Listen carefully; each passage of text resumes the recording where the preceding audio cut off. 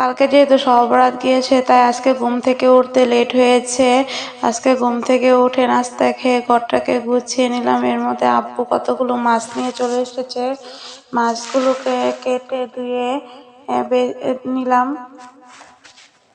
এখন আম্মু মাছগুলোকে ফ্রিজে রাখার জন্য প্রস্তুতি নিচ্ছে।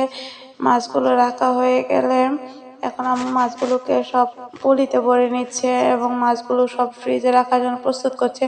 আজকে যেহেতু মাছ রান্না করা হবে না, আম্মু রোজা রেখেছে, তাই আর বেশি ঝামেলা করবে না। মাছ রাখা হয়ে গেলে বসিয়ে দিয়েছি 2 চুলা রান্না। একটাতে ভাত একটাতে ডাল হচ্ছে। এর মধ্যে আমি অনেকগুলো কাপড় ধুয়ে নিয়েছিলাম। যেহেতু ছুটির দিন তাই একটু কাজটা বেশি থাকে।